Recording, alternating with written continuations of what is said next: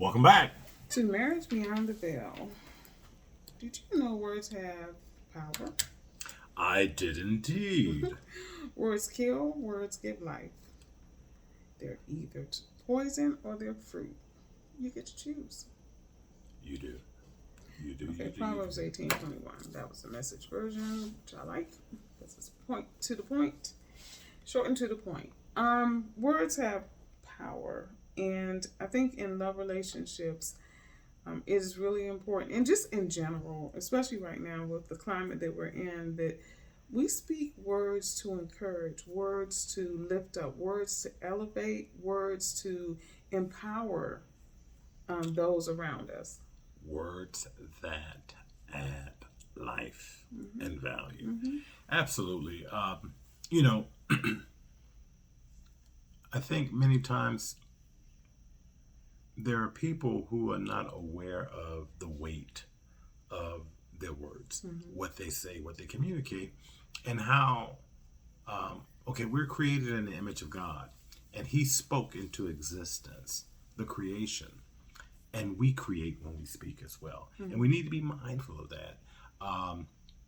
The other thing we need to be mindful of is once you've said something, it may have been in jest, it may have been in anger, but once you've said whatever you've said, you can't take it back.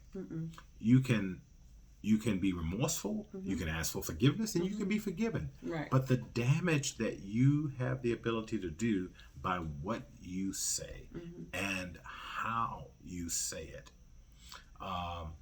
can have a lifelong impact on the intended hearer, the person that you're communicating these words to.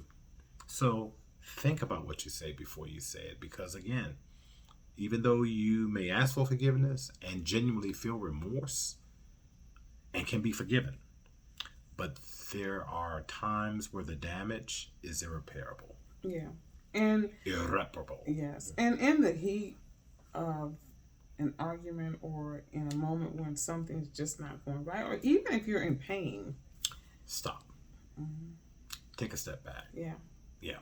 It's like, okay, this is not something I need to address right now. Or this is not, if you may be angry and somebody's egging you on, because there are those that love a good debate and argument and fight.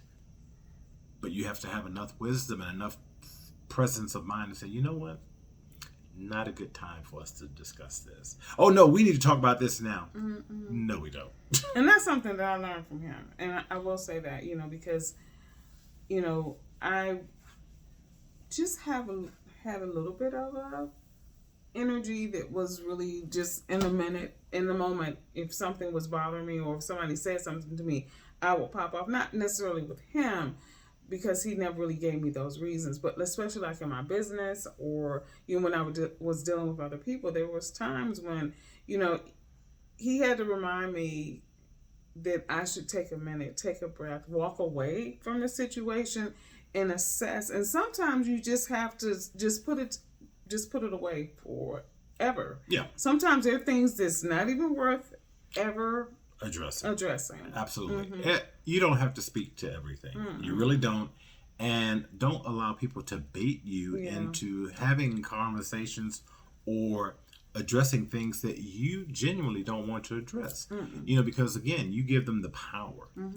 That's control that you're handing over. Yeah. And so learn to the best of your ability, to bridle that tongue. Tone it down. Just realize, and if that means, okay, I just need to remove myself completely from this vicinity, from this person, then do what you have to do. Yeah. Right? But at the end of the day, understand that words do have power. The Bible says life and death. That's how significant it is. And so be mindful of that. Choose your words carefully. When you're in a love relationship, your words should never be used to try to attack or injure or harm someone that you quote unquote love, right? Because that's not a loving act. Take time, choose your words wisely, and also have enough wisdom to know when you don't need to use words at all. Until tomorrow.